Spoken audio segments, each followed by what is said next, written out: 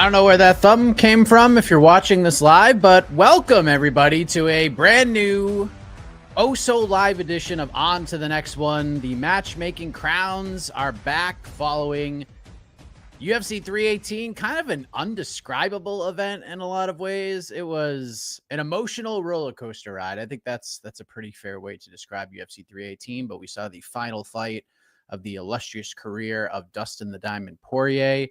The fairy tale ending was not to be. Max Holloway came out, looked great, terrific fight, and Holloway is still the BMF champion, making history. First title defense of that championship belt, and it belongs to Max Holloway. But today, we discuss the fallout of this event from a matchmaking perspective. I am Mike Heck, and as you can see, the man to my right, the co-host, the co-matchmaker, the Prince of Positivity, and gosh darn it, my best friend, the one and only Alexander K. Lee. AK, how are we doing on this Sunday? I was going to say Sunday morning because that's when we usually do it, but Sunday around lunchtime, I guess. Diamonds are forever. Shout out to the great Shirley Bassey. Yeah, man, we're a little emotional still, I think. I think we all knew it would hit. It was kind of hitting in little spurts during fight week, and I thought it would hit a little more during the entrance. It maybe peaked like at the beginning of the show when they played that really, really well put together Dustin Poirier tribute. Big shout out to the UFC production team. I mean, they just absolutely crushed that video. It was so good.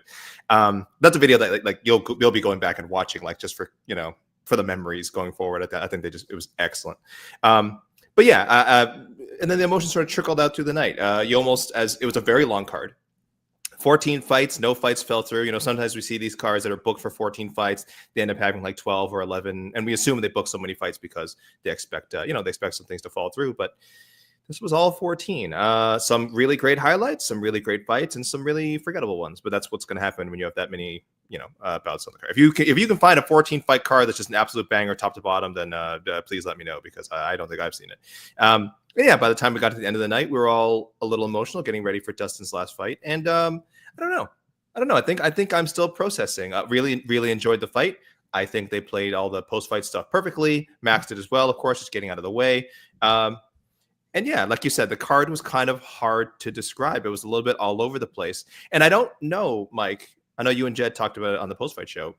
I don't know if we got an answer to whether this card was worth the $80, right? Because it was always going to be a one-fight card. It's not like anyone went into this thinking like, I bet if everything delivers, this will be like one of the best cards of the year. It's like, well, that would have been very unlikely. But you want to see Poirier and Holloway one more time. You knew that was going to be a good fight. You hope for a few finishes. You got those on the preliminaries, not in the last 8 fights of the card, which all went to a decision. So if the question is like, was the main card worth paying $80 for? Like, really, no, right? Like, it sounds like a bad thing to say because we had some good times. We had two fight of the year candidates on the main card, but the other 3 fights were fine. I would say a little forgettable, certainly important to the fighters involved, but we won't be going back and watching a lot of those anytime soon. So I would say, I think our initial assessment of like, if you only watch half the UFC events a year, or 6 out of 13 or 7 out of 13, this probably didn't make the cut. And I think you'll be okay if you didn't see it live. So I thought a lot about this after the post-fight show.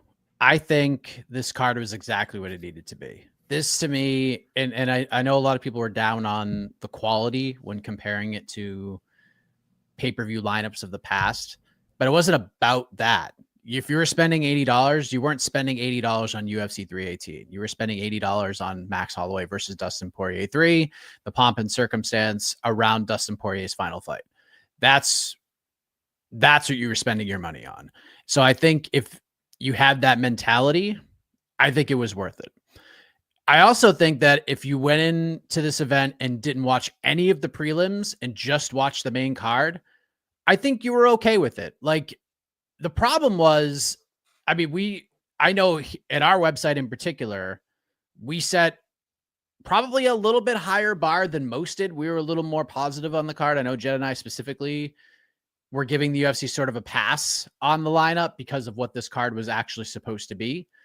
And then you start watching the prelims from fight 1 and you're just like, oh my God, this is going to be the event of events. This is UFC 199 feeling where, well, UFC 200s are on the corner and I don't know if I want to spend the money on this. Do I really want to watch Michael Bisping fight Luke Rockhold for the middleweight belt. And then if you actually spent the money on it, you were like, holy shit, this might have been the best top to bottom pay-per-view in terms of like what it looked like on paper to over exceeding expectations. And then we got Zellhuber and Michael Johnson, and it was an interesting fight because Michael Johnson went out there and kind of taught Zellhuber the vet lesson. I think we expected more out of Danny Gay versus Patricio Pitbull, but I think some of that had to do with how insane the prelims were.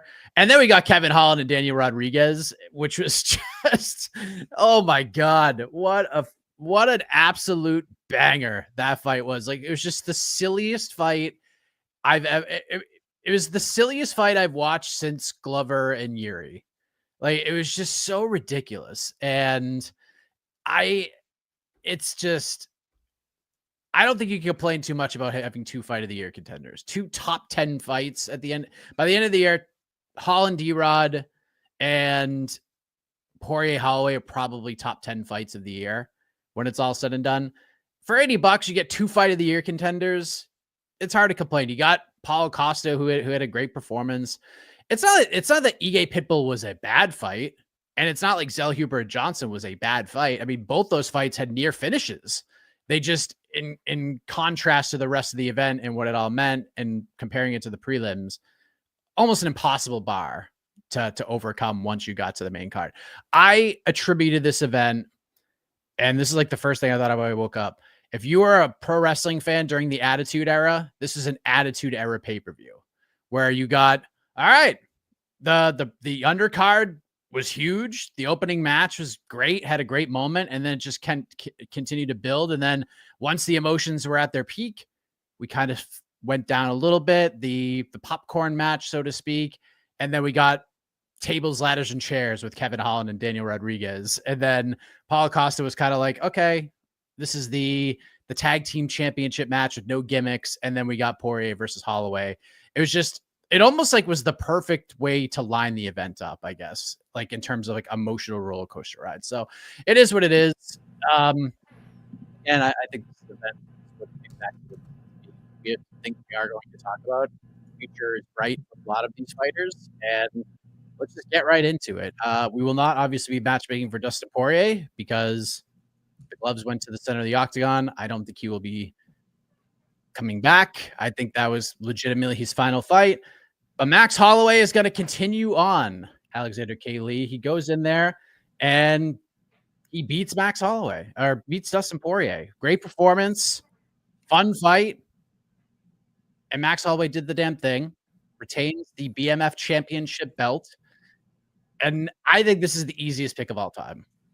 I truly think this is the easiest pick of all time. But I'm curious to see if you are with me in this being the easiest pick. 100% with you. We're not queuing up the band. This was discussed during fight week. This was discussed during the preview show. This was discussed on the post-fight show. This was discussed, I think, the last time, obviously, the name we're about to say fought. I think after he lost his recent fight, I think we said, well, obviously, the next fight for him is whatever happens at UFC 318. Doesn't even matter. Chucky Olives, Charles Oliveira, right? Let's do it. Let's close this loop. Max Holloway is having this beautiful career where I think he's one of the few fighters where there will be no unanswered questions for him, for better or for worse. If he, like, except for this one, like we really want to see the Charlie Olives fight, but like he got his 3 shots at Volkanovski, right? Most people wouldn't get that 3rd shot after losing the first 2 fights, but the second one was so close, and we all would think like, oh man, it'd be a shame if Max didn't get like one more crack at Volkanovski. And yeah, the 3rd fight was total domination for Volkanovski, but now then we knew for sure. Right, because if that fight had never happened, people would always be like, "Oh, that second fight was so close," and I bet if Holloway gotten that 3rd shot, he finally could have beat him. So there's no questions unasked there. Trilogy with Poirier, can he finally beat Poirier? Yes, he did.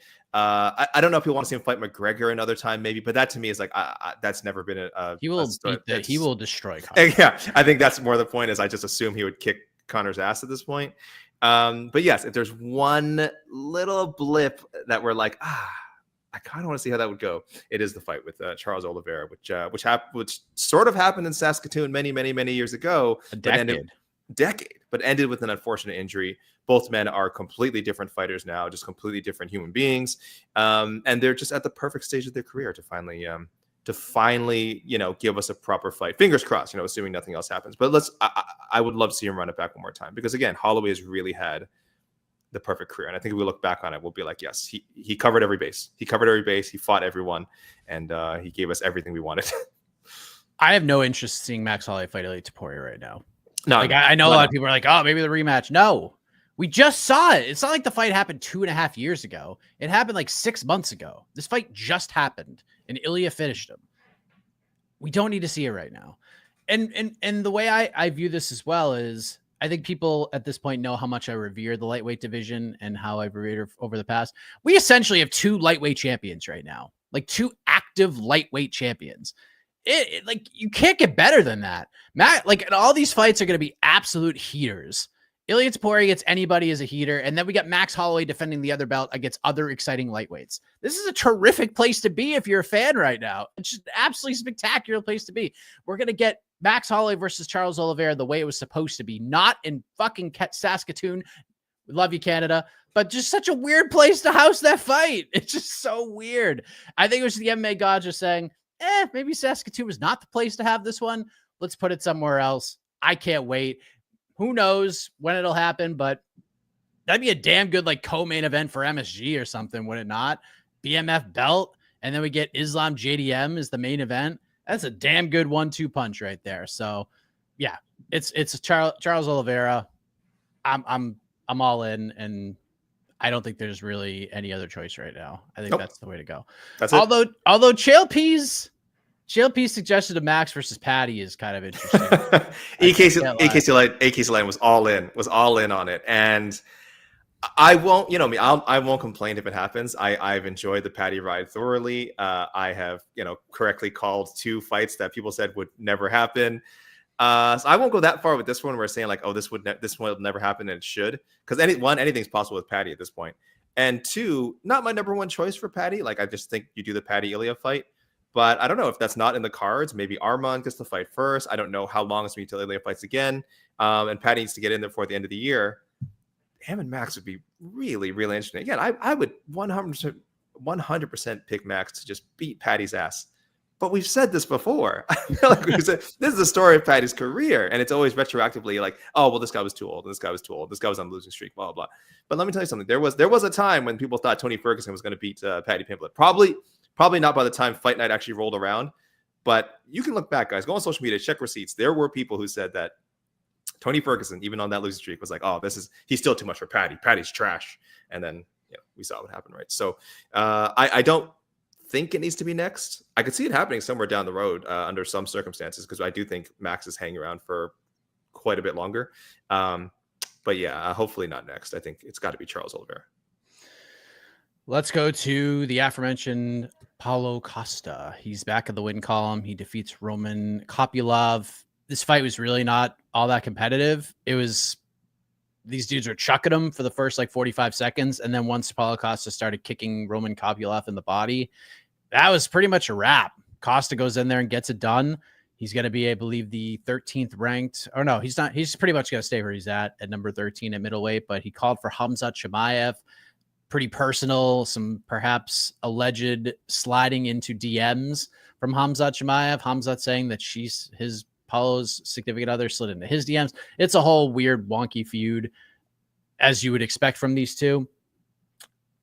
Paulo, if Khamzat just gets dusted by DDP, I could see the UFC making that fight. But I'm going with Anthony Hernandez.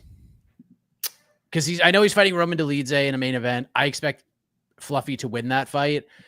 But Fluffy, like, while a lot of fans like him, I think he's going to need a win over somebody like Paulo, where fans are like truly emotionally invested in the fight.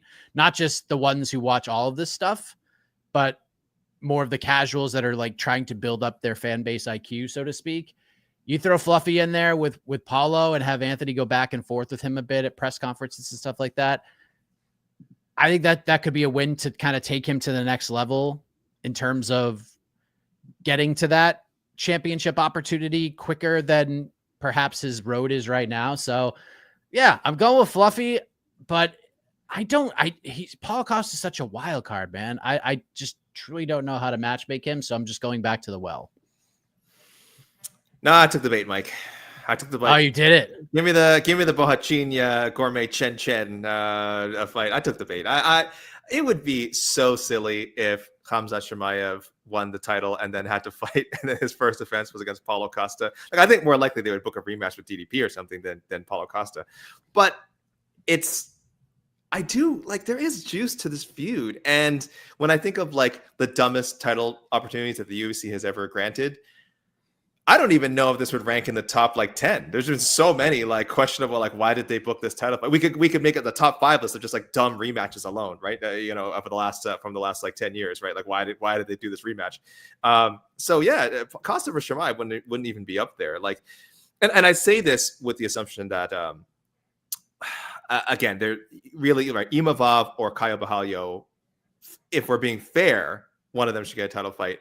But the UFC has given like no indication that the winner of that fight is like guaranteed a title fight. They're guaranteed nothing. Let's be honest. In a meritocracy, that's a number one contender fight. In the UFC, we'll see. We'll see how the scheduling works out.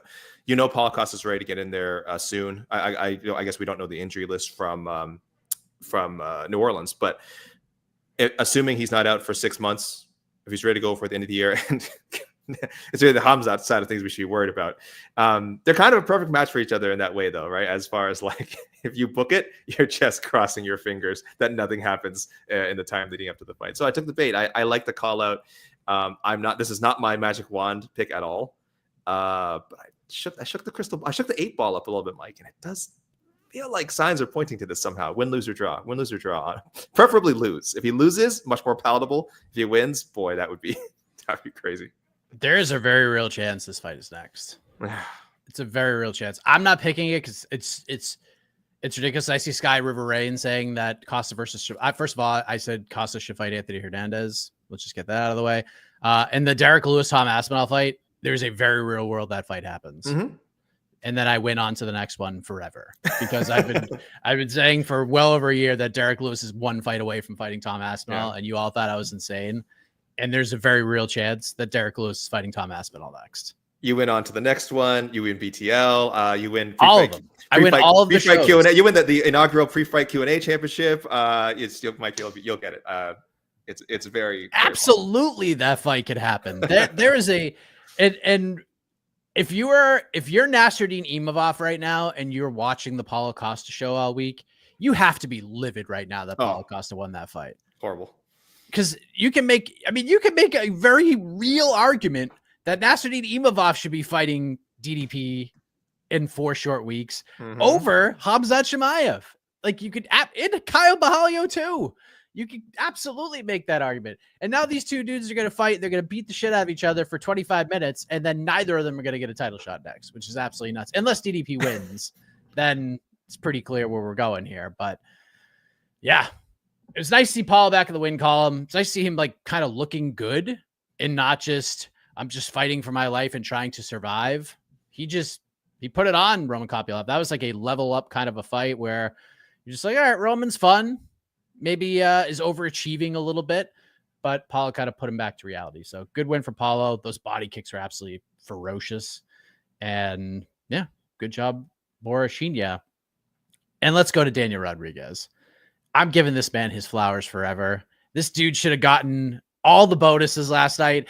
And all due respect to Brendan Allen and Marvin Vettori, fine fight. One that over-exceeded expectations in terms of excitement and quality and blood and guts, because typically you don't put either of those guys in this conversation, especially Marvin Vettori. Daniel Rodriguez and Kevin Holland is ridiculous. Those two should have got a big fat bonus. Hopefully they get hit up on the back end. But Daniel Rodriguez at 38 years old, AK, just doing the damn thing. He's got 3 wins in a row right now. Just beat Kevin Holland in an all-out banger. And I'm kind of going to have to switch things up a little bit. And we'll get to that in a moment, because I don't even know if I made a selection for this gentleman last week, but we'll get there in a second. But who did you pick for good old Daniel Rodriguez after his 3rd consecutive victory? Well, Mike, I was not even on the show last week. And let me say, you did a fantastic job, by the way, manning on to the next one by yourself. Never an easy task, but thankfully we have we have great listener picks and they do so much of the heavy lifting. So shout out to all you guys as well. You guys are so fantastic helping us put the show together. So that was great. UFC Nashville. So I didn't make picks for the card, and I didn't even make them just for record keeping purposes. So I have some names free from there. And I think the logical one to pull out is Gabriel Bonfim. I think Gabriel Bonfim, yes, he's up there in the rankings now because he beat Stephen Thompson. Pretty controversial. I mean, it was far from a resounding win. I think he needs another veteran test. I think the always tricky Daniel Rodriguez is a great matchup for him. I don't know how D-Rod does it, man. I do not know how he keeps doing it. He looks slow. He just looks so slow. My pre-fight prediction was a Holland decision win. And the whole thing was based on he has a size and speed advantage. And none of that is incorrect after the fight. If you watch that fight, you would say, oh yeah, Holland has a size and speed advantage over him. But somehow Daniel Rodriguez's timing, he just finds the perfect spot to land these looping left hands or a short hook. And it's how is he doing this? He looks slow. He looks a little bit off balance sometimes. But man, he just gets it done in there. Casey was telling us, we were talking on Slack about Daniel Rodriguez, and Casey was telling us that Daniel Rodriguez had trained at the gym that Casey trains at, and people told Casey the guy just knows how to fight. That's it. He might not be the most physically gifted guy. You don't see Daniel Rodriguez on scale and go oh, this guy's a killer. This guy's gonna slaughter. But damn, he gets in the cage and he just knows what he's doing. And it sounds like I'm damning him with faint praise, but in the welterweight division, when you're 15, 16 fights deep in the UFC, that matters a lot. That can carry you a long way. Just knowing what you're doing and being tough as hell, which Daniel Rodriguez is, can take you a long way. So, I think he's a great test for Gabriel Bonfim, who I think is a really talented guy. Has the grappling, I think, can take him very far. I'd like to see if he could implement that against D-Rod. And if he has to do more striking, I'd like to see that too. Because I don't think he's a bad striker either. I just obviously think he's a little bit more known for his submission skills. So yeah, give me that one next. I actually went the opposite with that. Hashtag age appropriate matchmaking. How about D-Rod versus Wonderboy? Yes, I know Wonderboy is healing up a little bit. Yeah. D-Rod ain't fighting anytime soon after that battle. He just isn't. So sometime maybe at the end of the year, little D-Rod versus Wonderboy action. Like I said, age-appropriate matchmaking, that's fun scrap. And if it's the last fight of Wonderboy's career, that's a damn good one to go out on. I'm sure Wonderboy would be pretty cool fighting a guy like Daniel Rodriguez in his final fight. He's got one fight left in this deal. Who the hell knows if he resigns? I know he's kind of on the fence right now, but we shall see. I like that. And that age-appropriate matchmaking will continue on in the featherweight division. Patricio Pitbull gets his first UFC win. Looked pretty good against Danny Gay. Again, I will say this, while he looked a lot better in this fight than he did against Yair Rodriguez, I don't look at Patricio Pitbull as a guy who's going to fight for a belt or any of that stuff, but it's good to see him in the win column because I don't think he would have got a third crack in the UFC had he lost to Danny Gay. I think they just would have cut bait and been done with it, especially with Contender Series season coming up and 50 10-10 contracts coming the UFC's way. I think they would have probably cut bait. But now they don't have to do that. And think of this, AK. It's the year of our Lord 2025. It's November. We're in the world's most famous Apex. And we need a fight to captivate the audience, to get the dozens and dozens of fans who paid VIP prices on their feet, up and running, and just so excited. So I offer you Patricio Pitbull versus Joshua Emmett. 5-round main event, world's most famous Apex. There you have it. Very good. Very logical.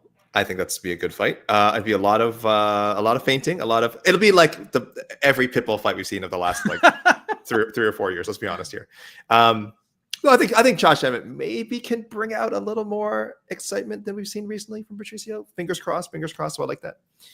I went in a very strange direction. I don't know how I ended up here. One moment I was looking at Josh Emmett and who else I looking at? What were some logical names here? Josh, I was like Aljamain Sterling. I mean, I know there's people who have booked fights, but I'm saying this is the Bryce Mitchell, Saeed Nurmagomedov. I was looking at these names. Steve Garcia, I thought for a second. somehow, Mike, I ended up on a guy who, like, I was surprised. I know we haven't seen him in a while. It's been almost a year since this young man has fought. And I do not know what is in the works for him, but he might have to defend his top 10 spot. I'm talking about Arnold Allen. Oh, I'm curious because we saw Pitbull face a top 5 UFC featherweight in Yair. Did not go well. Pitbull didn't fight great, but a lot of credit has to go to Yair for making it difficult to fight great against him, right? You know, I'm not taking anything away from Yair in that win. Arnold Allen would be the same problem. Arnold Allen is a difficult guy to get your offense off against. Just a great all-around fighter. It could be a repeat of that Yair thing. Like Pitbull just might have a lot of trouble waiting for that perfect moment. Never comes and loses an awful decision to Arnold Allen. But if he beats Arnold Allen, now we're really talking about Pitbull having that last chance to fight for the title. I'm not overly concerned with that. There's not that part of me that's like, oh, I really want to see Pitbull. Like, we'll really lose something if Pitbull never gets that UFC title shot. But that doesn't mean we should remove it from the equation. It is still a marketable thing down the road, depending who's at the champion at the time, depending how desperately they need challengers. It might be good to have his name in the mix. So let's see. I don't know what's going on with Arnold Allen, but let's get him back in the cage sooner rather than later, hopefully before the end of 2025. And an unexpected matchup with Pitbull, who I would imagine probably doesn't even have Arnold Allen on his radar. Yeah, Arnold is just he's such a wild card. And I know he's still recovering from some injuries. I think him and his team are targeting the fall, September, October-ish. So maybe. There you go. Maybe. I mean, could you throw it like in Abu Dhabi or something? Sure. But yeah, I think that would be a pretty interesting matchup. I don't know if Arnold's sort of looking at that, but hopefully, regardless of who Arnold fights, we don't have to wait another year for him to fight again. Right. It's been super unfortunate, just sort of watching his career and getting to good points, and then he's just gone. You know, that fight with Giga Chikadze is really fun. And then again, a year, it's going to be 15 months, 16 months by the time he gets back. So I know he's had some surgeries, he's recovering. I think he's training right now, but yeah, he'll be back hopefully in the fall. And if they make that fight, sure, I'll fight. I know Patricio wants Aaron Pico, which, by the way, if for some reason Movsar can't fight at UFC 319 and Pitbull has medical clearance, you should probably just go ahead and book that one at this point. Is that TBD versus TBD? You think that's our TBD versus TBD co-main event of UFC 319? I think so. Oh my god, that was the most hilarious graphic, by the way. Oh my god, just shameless. Great time. Like there's literally selling tickets for the show. I don't know when they started selling tickets for the show. I imagine it's already been on sale for weeks, but you're selling tickets for a show. They sold out already. They're all sold out. That is just shameful.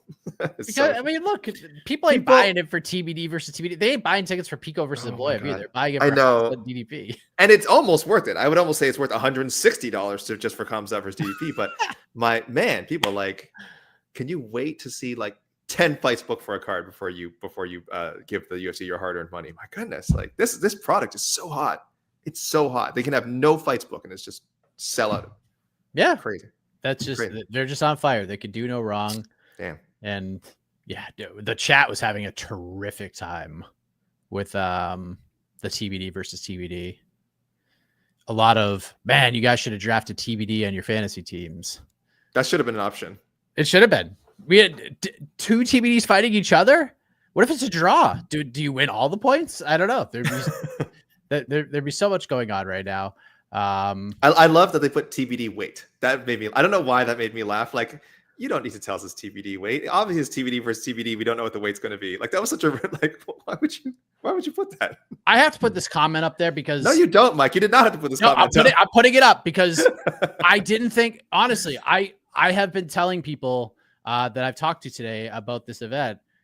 I said, there's not one person in the world who thinks Brendan Allen, Marvin Vettori should have won fight of the night. And I'm wrong. Yep. Hand up, accountability hand is in the air right now. Austin Smith is the only person in the world not named Brendan Allen and Marvin Vettori who thinks that fight deserved fight of the night over D-Rod and Kevin Holland or the main event.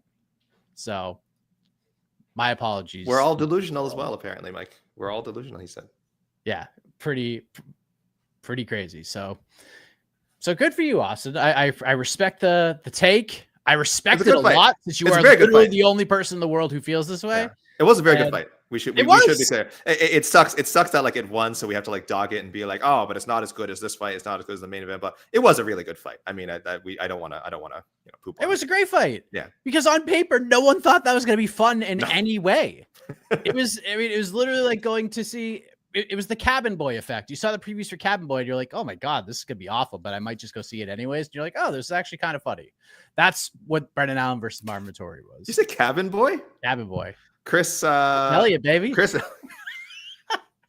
I did not wake up today expecting a Cabin Boy reference. No. Let me tell you something. I didn't expect to drop a Christmas storyline on the watch party last night, but Daniel Rodriguez throwing the Ralphie punches at the Davidson Baker appearance. Davidson Baker appearance. I was going to save this for check the tapes, but I believe you were referencing, of course, the great Davidson Baker head shaving bet from the original Between the Links. You were trying to remember what fight it was, Mike. I believe it's Johnny Walker. So you gave me half. I think you're right. It was Johnny Walker. Pretty sure it was Johnny Walker, Nikita Krylov. Yes, that's what it was. Which turned into a 15-minute wrestle fest for Nikita and a future haircut for Davidson Baker. Shout out to Davidson. One of the greatest moments in the history of MMA podcast. Congrats to Davidson as well. His Oklahoma City Thunder winning the NBA title. I saw him on taking a lot of crap on Twitter from people saying crapping on Shea, crapping on OKC. Hey, whatever you feel about that, guess what? He got the last laugh. So Davidson, if you're out there, sending you love, man. Sending you love. Best moment. One of the best moments ever. 100%. Let's go to the lightweight division. I thought we'd be talking, and I think most people did as well. Apologies to Jed Bashu. The climb came to a unfortunate end. I haven't clipped off that fight yet, but highly recommend. I mean, there's so many great fights to watch, like the replay on the watch party. Start with that one because watching Jed's climb just completely disintegrate. Watching Daniel Zellhuber throw one punch, one kick at a time, while Michael Johnson is just kind of teeing off on him throughout the fight is just true theater. But Michael Johnson just going out and doing the damn thing, pulls off the big upset. This career resurgence is fun to watch. And I'm curious, AK, Michael and Menace Johnson, a guy who has one of the just most insane resumes. The level of competition this guy has fought over the years is pretty wild. But where are we going here after this win over Daniel Zellhuber? Mike, this is between us, right? No one's watching right now, right? Yeah. Jed's not going to see this, right? Probably he can't. Not. Okay. He won't listen to this on his long drive home. Okay. Back to Atlanta. This is a private conversation between us. I don't believe in these sort of things. I say this all the time. I may have jinxed the climb.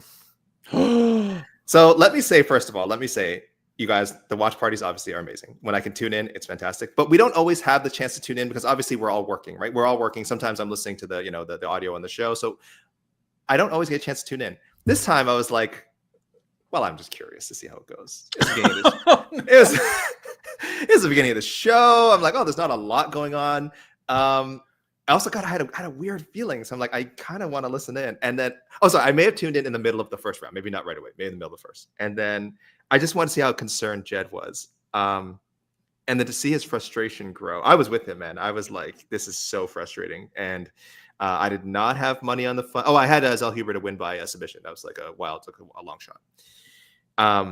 But he definitely should have won. I mean, he was what was he, minus 700? No, he wasn't minus 700, was he? He wasn't the biggest on the card, was he? Maybe it was something like that. I think Dulatov was the biggest favorite on the card. But he was up there. Holland, I think he ended up being like the third biggest favorite because I think Holland ended up being the second biggest. The disrespect to Michael Johnson. So yes, I do feel bad. I do feel like my tuning in may have sent some bad juju onto the bet. And so the climb ended. The climb ended in extremely frustrating fashion for Jed, who was just dying as every second ticked away, and Daniel Zellhuber refused to do anything. And when he raised his hands up at the end, Zellhuber raised his hands up with a smile on his face at the end after the final buzzer. I cannot imagine what Jed was feeling inside. I cannot imagine the rage, I don't incur, like, listen, we would never, no one in the media should say like, oh, I want to kick this fighter's ass. I can only imagine Jed actually wanting to climb to the cage and fight down Zellhuber, even knowing he would be killed. I think his irritation was that high that he'd be willing to end his life by going at Daniel Zellhuber just to let him know how upset he was. Daniel Zellhuber, close your DMs, please, for the next 48 hours, because there are a lot of angry bettors, I'm sure, who are unfairly blaming you for blowing up their parlays or whatever, or their $10,000 they put on you as a minus, 600 favorite, 700 favorite. Tough, man, tough. Michael Johnson. I don't know if this is next, but Mike, I have to see him fight Jim Miller. Right before it's all said and done, I'm okay with that. Okay, I don't know, and I think it could be next, right? Because Jim is not booked, if I'm not mistaken. I think Jim is. I don't think he is. Yeah, I'm okay with that. I actually went a different direction. I will say this: had Daniel Zellhuber reacted to the loss in the decision being read a little bit better, a little bit more realistic, I think Jed would have been okay. But like, yeah, young man learning a lesson. It's all right. He was a little upset. I think the Zellhuber moment made him climb again, because he restarted the climb with Kevin Holland, and then he lost that one too. Oh, it was a tough night. He did what again, I don't bet much, but I try to follow him as my betting guru, and he always says you don't try to buy back in. Like, your bets are your bets. You don't try. If you take a hit, you do not try and chase that loss and try to get back. And that's exactly what he tried to do, and didn't even get back up onto the mountain. Just thudded into the mountain. Oh, what a tough night. What a tough night for our dear Jed. Yeah, pretty crazy stuff. But so here's what I'm doing. I sort of look at something real quick. Okay. Let me see if this person is. Oh, he is. Okay. I say, let's just give Michael Johnson the chance to have a number next to his name. They gave it to Jim Miller once upon a time. It didn't work out for him. Let's do Michael Johnson versus Renato Moicano. Let's do that. Some more not quite fully age appropriate matchmaking, but kind of close. Yeah. Let's just see what he got here. If he loses, so what? Then you can go fight Jim Miller. Awesome. Or you can go fight a Terrence McKinney. That's fun too. We could go and have fun like that. But dude's won 3 in a row. He just beat Daniel Zellhuber. We'll just give him a shot. We'll just give him the chance. I don't think that fight's gonna be bad.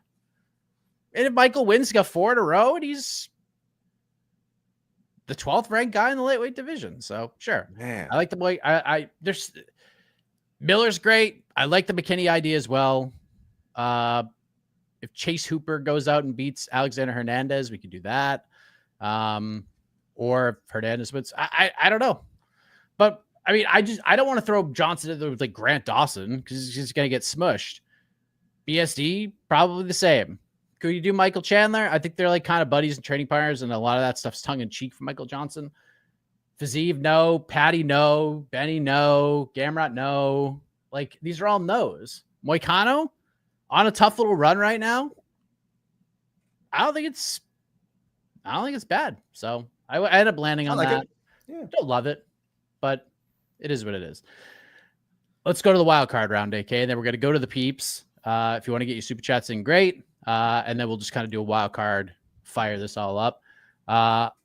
We're going to select one fighter we've not match made for yet. We'll match make for them right now. AK, where are we going with this? Who is the wild card selection? Am I muted? No, I'm not.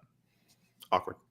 I had to go with before I say, I'll give you the name who they're fighting before I give the name.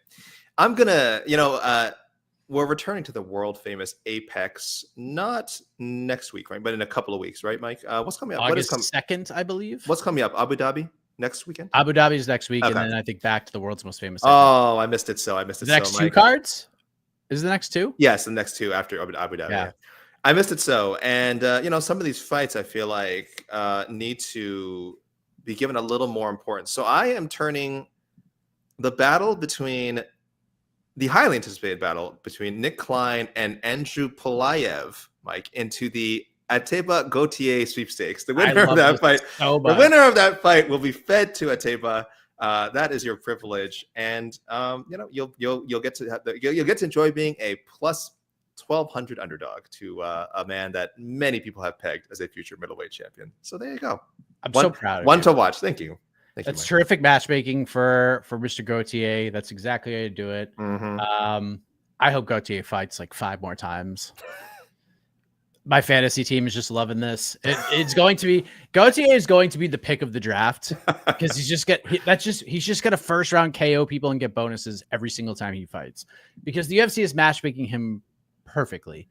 My first suggestion for a wild card pick was Eric McConaughey for Gauthier. I was like, all right, just go in there, feed him Eric McConaughey, like cool, that's all good. I'm gonna give Kevin Holland some flowers here because he deserves it for that gutsy ass fight that he had last night. I don't know if he's getting 6 fights after that one. I just don't. I don't know how quickly he recovers from that. So we're just gonna have a little fun here. We're just gonna go ahead and have some fun. There is a fight coming up at UFC 319 that I am very much looking forward to between Carlos Prates and Jeff Neal. The loser of that fight fights Kevin Holland. So if it's Jeff Neal, we get a long-awaited rematch from the regional scene. If it's Carlos Prates, let's just watch those two go in there and just beat the shit out of each other. So totally cool with that. That fight rocks. I wanted to give Kevin a little more flowers because of that insane fight. But maybe the man just needs a break. Can Kevin Holland actually like sit out till like November or December? No, I love the Prates idea. I think before the Neal fight got booked after Prates' last performance, I wanted him to fight Kevin Holland. So I'm really rooting for that to happen. I'm into that. Boy, you guys are angry today. There's a lot of conversation there. It doesn't make sense because he lost to D-Rod. Who gives a shit? Who cares? Like, you think the loser of Carlos Prates and Jeff Neal has any hopes of fighting for a title? Does this stunt the growth of the welterweight division if Kevin Holland fights either of these guys? Fuck no. Not in any way, shape, or form. It does not slow down anything. It's just a fun fight. So, yeah. Tell him, Mike. Tell him. Yeah. You guys pick like the wrong days to do this. When I'm on like no sleep. It's always the day after pay-per-views where people are all fired up. All right, let's go. Get your picks in. Let's party. Shout out to Sleeto, one of our longtime just OGs here. Vinicius Oliveira. That was a great win over Kyler Phillips. This is a fun-ass fight. Versus Montel Jackson. I want to see slick boxing against Vince's hands-down style. Also, why are Nixick fighters turning into spar merchants? Oof. Yeah, what's going on? Jed was even imploring you to text your boy Nixick and tell him, could you? He was like, could you text Zellhuber in between Nixick in between rounds to tell Zellhuber to do something, just do something. I think it's more matchup related. I don't think it's a Nixick issue. I do think it's matchup related, and I think some people are. I mean, I don't know if you can blame Nixick if. It seems like sometimes guys aren't listening, right? This has more to do with like a young fighter thing, at least in the case of Zellhuber. I mean, I know he's not like a baby, and I know he has some experience, but 26 years old in the UFC is still pretty young, and only five fights in. Yeah, 5 fights in, 6 fights in, 5 fights, 6 fights. It's young. It's young. So you can't blame him for Zellhuber. What was the other one, Mike? He was also Dan Ige. I don't think Dan Ige was like particularly. He could have done more. I kind of get what people are saying. 100% he could have done more. Yeah. But again, that was a very anti-Ige-esque kind of a fight. Yeah. It was different. Yeah, that to me just seemed like an oddity. Like you said, it was so out of character. It just seemed like he was just off. He had an off night, and you can certainly draw a common thread between his coaching staff, and so it's a fair question to ask. I would just say keep an eye on it. I honestly don't think it's a real issue, but yeah, listen, going forward. Oh, Sean Strickland as well. I'm sorry. I have people mentioning Sean Strickland as well, of course. But Sean Strickland has kind of always been that way. Let's be honest. So it's a pattern to keep an eye on. I actually like the question. I actually do think like, wow, let's look at this going forward. I don't know. I'm not sure why it happened to be some Nixick fighters recently that are losing these weird point battles. But here's the thing, though, which we have to take into account. Zellhuber and Ige were hurt very, very badly in those fights, in both fights. Like Johnson floored Zellhuber, and perhaps that made him a little gun shy.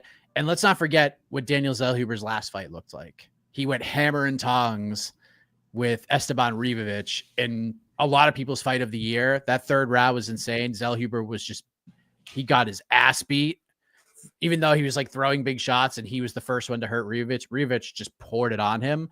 So perhaps there's like a little thing there of like, all right, that sucked. I don't want to go through that again. And I don't remember, Dan Ige almost got finished last night by Patricio Pitbull. Like he got hurt.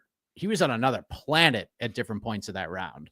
So not a place Dan Ige is all that familiar with, because Dan's always had like a really good chin. He's never been knocked out in a fight, and he was very close to getting stopped. So we have to kind of put that into effect. One thing I will say, kind of bizarre, Patricio Pitbull didn't get a post-fight interview. I will say that. At first, I thought Dan Ige might have broke Pitbull's jaw with that knee up the middle. And then someone pointed that on the watch where he goes, oh, well, maybe his jaw's broken, and then he didn't do a post-fight interview, but then he did the post-fight scrum after. I'm like, well, that's obviously not true.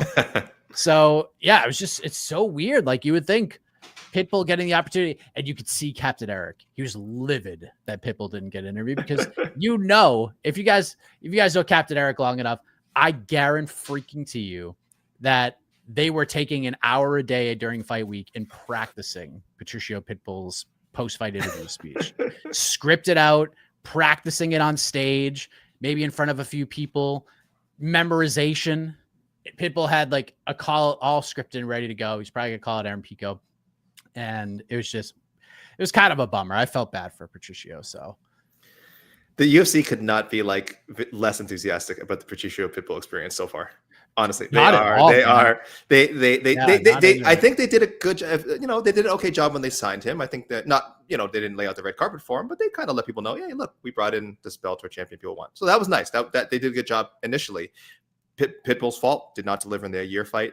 And then I think that like the water is just permanently muddied right now. Like they're just like, oh no, we don't know. And again, the fight with Ige, while a good performance, it was a little dull, man. The crowd was. He hurt him. Both guys got hurt in that fight, which is like so funny. It'll look good on the highlight reel later when they're putting together something for Pitbull, but like the crowd was not happy. There was quite a few boos during that fight. So UFC not into it, not into the Pitbull experience. I think at first this was like a WWE / like AEW move where they're like, oh yeah, we'll take Pitbull from you. We'll get him his release and then we'll just steal him. And I think they're just like, oh, maybe we should have I don't know what to do. Done this a few years ago. Something of that nature. But yeah.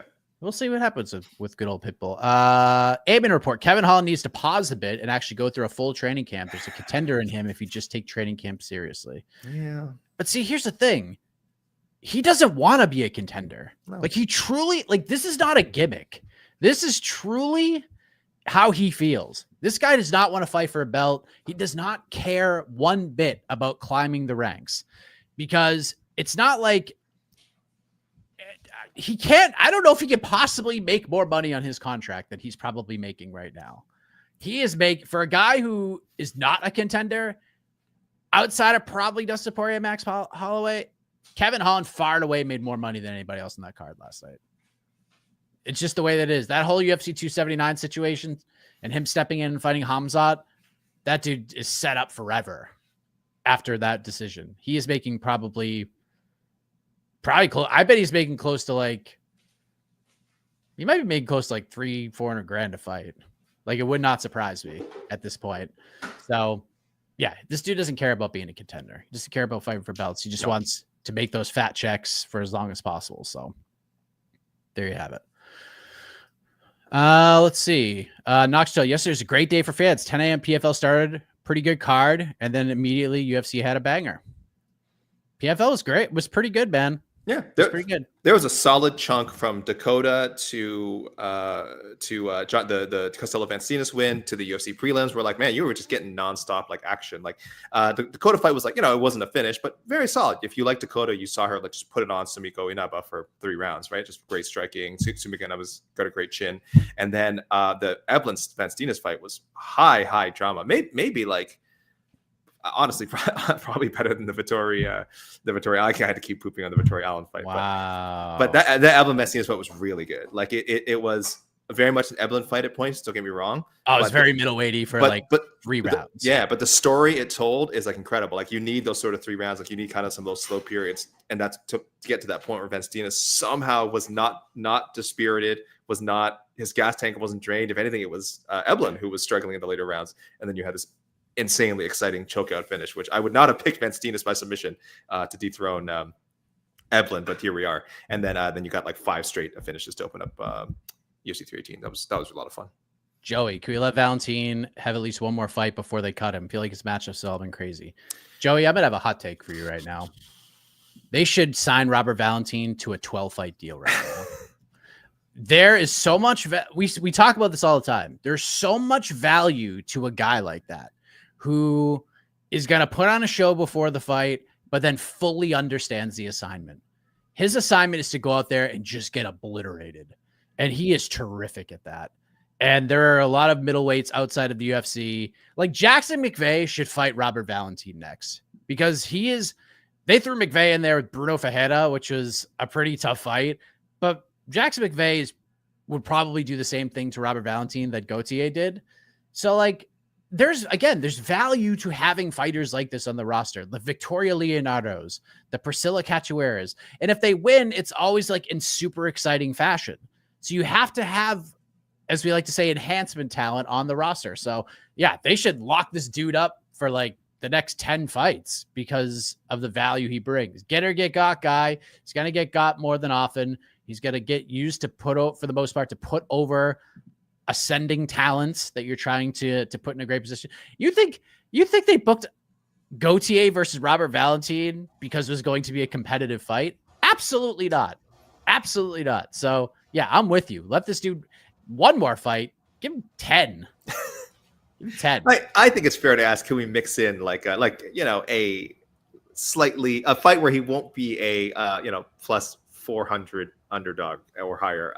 You mentioned Eric Meconico earlier. What's Jose Medina doing these? What's Jose Medina doing? Antonio Tricoli, may mix in at Jordan Santos. I'm just saying, there's like that's just no Torres Fitty. Don't you dare. I run it back. That was close. Run it back. Run it back. Split decision. Oof. That was rough.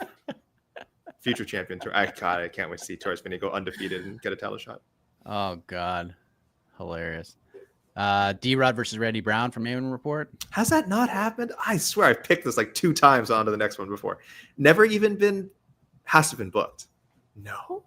Guess not. Good Lord. They have been in each other's orbit for like 3 years. How have they never just collided? That's strange. Is Mike saying Robert Valentin is a modern Jay Ellis? Please. We wish. Robert Valentin walked so Jay Ellis could run. Yeah. Listen, if you can have a career like Jay Ellis where you've lost 100 times or whatever it is, and still people are still paying you to get to the cage, you are doing well in life. Lazy Bed 2025 versus Melvin Glark, who just got knocked out on Friday by Isaac Moreno, who is one of the Isaac Moreno is a guy that could fight for a UFC belt. Saw it from like one of his early amateur fights. This dude is an absolute murderer. If he could just stay healthy and fight, he's going to be in the UFC very, very soon. And Melvin, guys, was, by the way, a top 10 ranked fighter at one point. So Robert Valentin I don't even think you compare him that way. What was fun about Valentin last night? Come on. What? I'm talking about the theatrics beforehand. Because when you talk about like the ceremonial weigh-in outside of the main event, all the clips of Robert Valentin like yelling with his teammate, screaming and doing that little thing, and then he goes out and gets got because that's what it's all about. AK, who would you give Islam Dulatov next? He looks like the real deal. Maybe Joel Alvarez? Okay, calm down. Also, where would you rank Eblin now at middleweight? Okay, that's there, and then we'll get to the Dulatov. Yeah, that second part's a lot easier to answer. Let me load up my rankings. I can probably answer that very, very quickly. But the Dulatov thing, okay, no, guys, Joel Alvarez is a top 25. Where do I have this? He's probably a top 18 lightweight, but he's like, I mean, if he goes to welterweight, we're just gonna throw Dulatov to him like immediately. Yeah, they're not even. Hold on, is Joel like? Is he moving to welterweight? Is that a planned move to welterweight? I think there was like talks about it, but I don't think and he should because he's enormous. Official. Yeah, he is enormous, so he should. No, I think that'd be a weird way to welcome Alvarez to the welterweight division, though not like impossible. There's definitely a lot of steam behind Dulatov. 12 straight wins. Was very well liked off of the Contender Series. His debut got delayed quite a bit, but we finally got to see him, and he performed well. He's a handsome bastard. I mean, there's just no getting around it. The man's bone structure is immaculate, and I'm not ashamed to say it. But I have him ranked like if we're doing a serious ranking here, I don't have Dulatov in the top 60. I mean, maybe I'm underrating him, but I would like to see him get a second win before I vault him up the charts. Boy, there's a lot of good names here. What's Johnny Parsons up to? Johnny Parsons would be a lot of fun. Sam Patterson just got a fight booked. Maybe the winner of that one. Other than that, once you get into the top 50, you're seeing a lot of veteran names, and I don't feel comfortable putting Dulatov in that range yet. Maybe a Carlos Leal. No. When you have one UFC fight and you're not like an established name for another promotion with respect to Octagon, it's really just so many directions you can go in. I would not go with Joel Alvarez, who is a top 25 lightweight right now. And the correct answer is Preston Parsons. Okay, I went with the wrong Parsons. There you go. Yeah. Preston. Yeah. If you want to do like Reese McKee, that's probably like as high as I would go. Is he still? Yeah, he just got his first win, AK. How dare you? I'm so sorry. I forgot it took so long. God bless him. He TKO'd the always dangerous Daniel Frunza. He got a bonus. Billy Ray Goff, like that's what we're looking at right now for Dulatov. Like let him do his thing. Let the man shine. Yeah. Let us see that. Let us maybe see like that a Mickey pretty Gall, face. like somebody like that. Where are you ranking Johnny Eblen right now? Oh yes, I'll tell you where I'm ranking him. He will be that if we were doing a middleweight shakeup. If you asked me like 8 hours ago, I would not have Johnny Eblen ranked. Okay, but okay, I'm going to rank him. He will be number 15. That's where I will have him. Oof. Roman will be out of the rankings. Eblen will drop from 10 to 15, and Von Steenis will enter the rankings. 1 second. So you have Eblen at 9. Yep, he will be going to 15 as of now. Yep. That's a big drop. I have him at 11. So let me tell people the names I have him ahead of right now. I have Johnny Eblen at 11 ahead of Roman Dolidze, Brendan Allen, Marvin Vettori, and Fabian Edwards. I don't think I'll drop him below Fabian. People can argue Fabian maybe shouldn't be ranked. That's fine. Johnny has 2 wins over Fabian. Yeah, that's what I'm saying. I won't drop him below Fabian. So Fabian, true. Okay. So he can't fall below Fabian. Yeah. Unless I just drop them both out. That's the other option. I drop them both out, which is entirely possible. Boy. And I might have to because Costello now gets a spot. Costello is going to jump in there. I think Costello has to be a top 15 ranked middleweight. That's very impressive. So he's going to jump in there. Yeah, so maybe Fabian and Eblen are both out. I would still, I'll still have Eblen over Vettori. So I think if I'm doing the math right, Eblen will end up at 14 in my rankings. So yeah, he's dropping, guys. He's taking a hit. He's dropping quite a few spots in both of our rankings. I still think he's a very good middleweight, but it's been a while since he's really shined. And I don't know what it is. I don't know, is he not motivated in the PFL? Because if that's the excuse, that's a terrible excuse. He's got to find something because he's not, like, he has a lot of good fights left in him. I feel like he's not super old, right? Isn't he 33? He's kind of still in the prime, or at least on the edge of his prime. I think he might be leaving his physical prime. I mean, dude, he's he puts on such an insane pace for that division. Yeah. But he has fizzled out in 2 straight.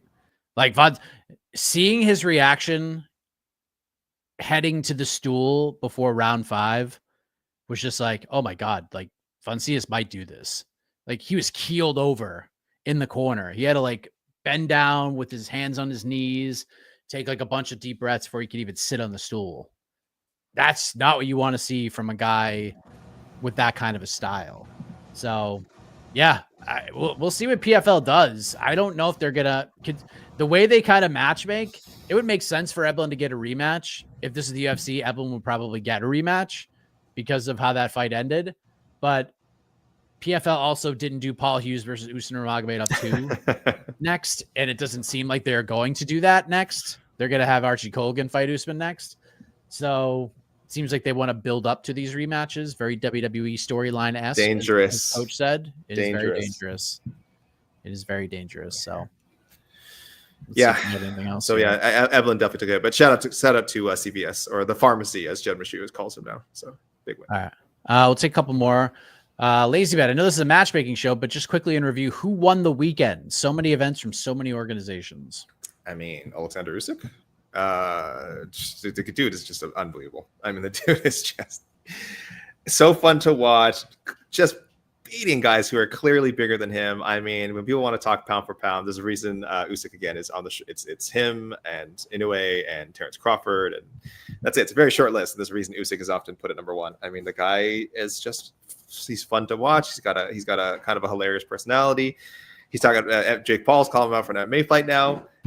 He got all the buzz, man. He got all the buzz. I would certainly tip the cap as well to Poirier, who even in defeat just got a moment and a whole week dedicated to him, which just doesn't happen in the UFC. Doesn't happen at the UFC level. We were struggling all week. Like, when was the last time they built a card around someone's retirement? It's like, oh, never.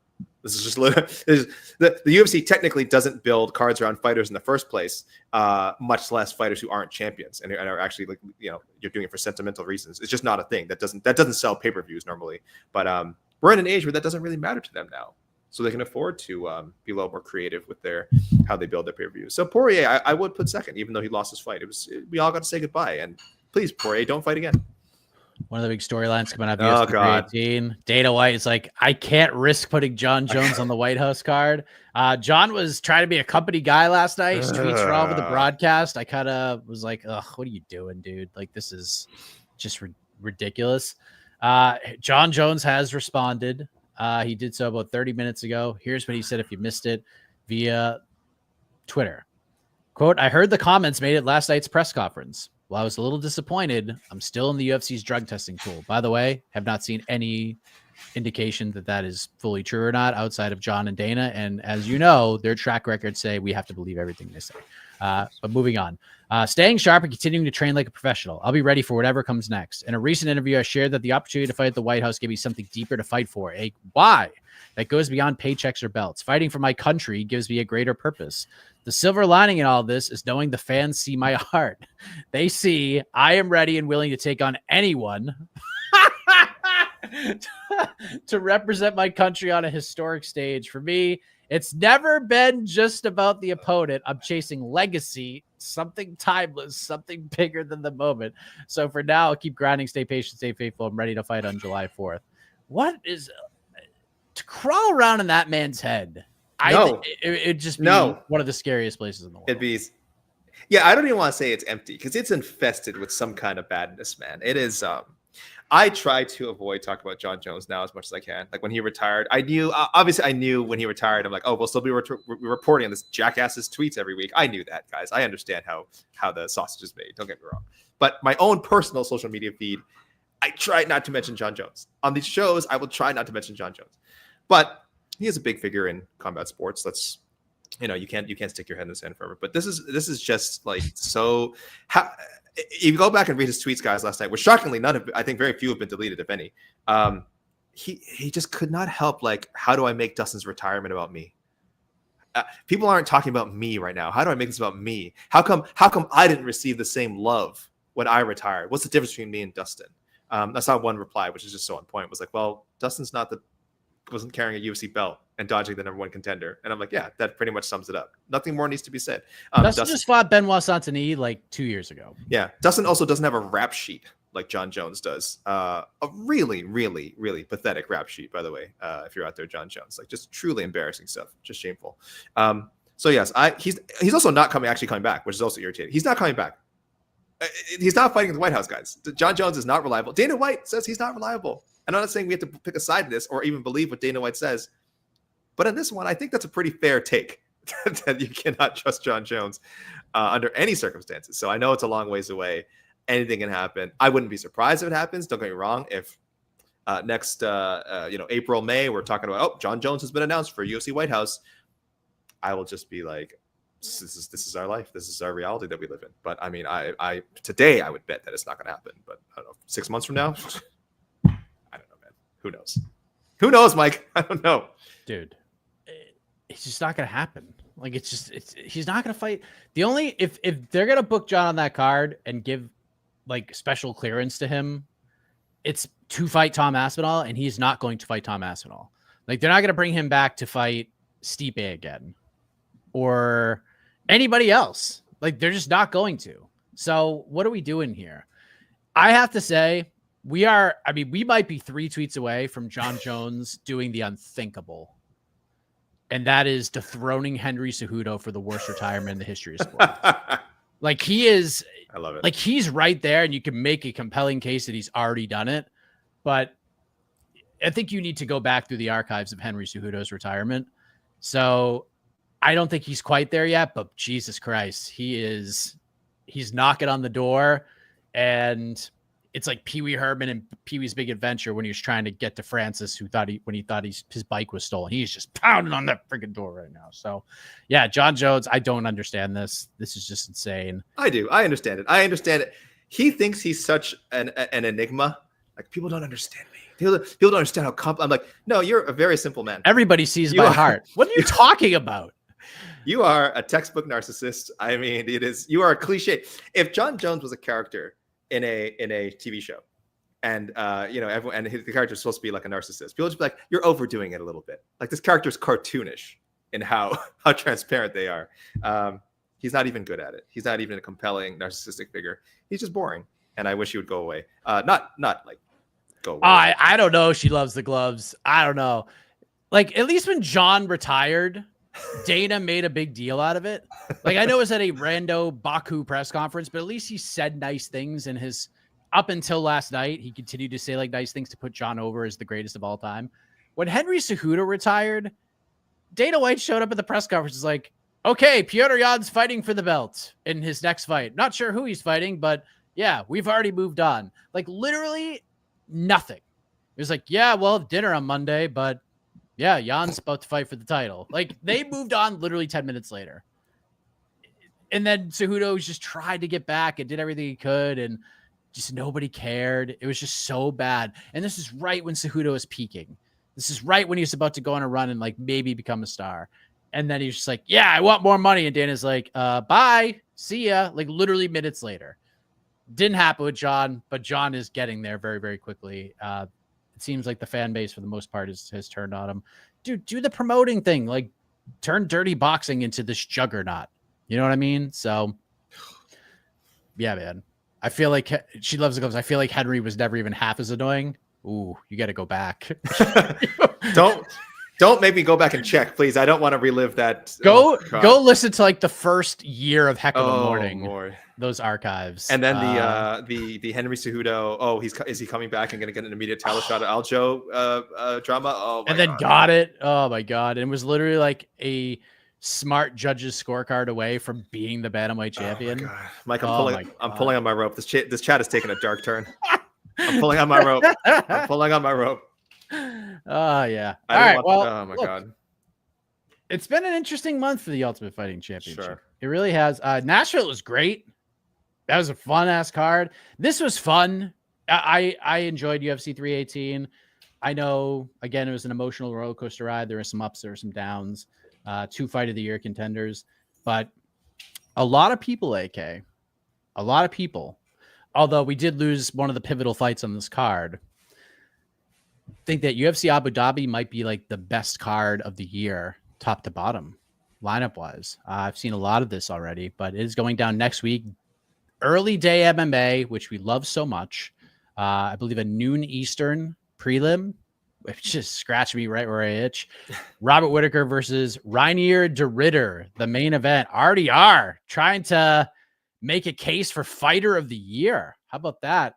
Petr Yan, Marcus McGee, currently the co-main event. Shara Magomedov is back following his first loss to Michael Venom Page, fighting Canadian Marc-Andre Barriol, who could play spoiler here. Asu Almabaya fighting Jose Ochoa. That one hurts the soul for the fantasy team. Nikita Krylov versus Bogdan Guskov. Bryce Mitchell is back in our lives, and he is in the bantamweight division fighting Said Nurmagomedov. Muslim Salikov versus Carlos Leal. That is just going to be an absolute heater. Speaking of heaters, Damon Blackshear versus Davey Grant, also going to be a heater. Amanda Hebas versus Tabitha Ricci. Ibo Aslan versus Billy Alakana. Muhammad Yahya versus Stephen Wynn. And we are getting some heavyweighty goodness to kick things off, because as of right now, the opening prelim is the UFC debut of Marcus Buchecha versus the ranked heavyweight Martin Budai. How about that? I'm just gonna say heavyweight overs are back. I'm gonna tell you this right now.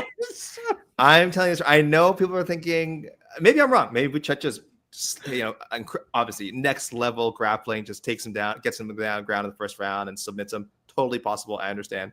I think this has the possibility of being a stink bomb. This could stink out the building. I'll tell you this right now. I think we have to watch it live. If it's the first fight, we have to do. Oh my god! We have to do what we did for Mo Usman and what the hell's his name? Hamdi Abdel-Wahab. Yes. How dare me? How dare me? Oh, well, Hamdi, run it back. We might have to watch that one live. So, all right. So that's next week. So normal show next week. So you can submit your picks as you normally do. I would probably get your picks in like Saturday after the event. There's a very real world where AK and I just like, F it, let's just record it and get this done so we don't have to do it on Sunday. That could happen. So be prepared for that. And it's just going to be a good time. So I'm looking forward to this card.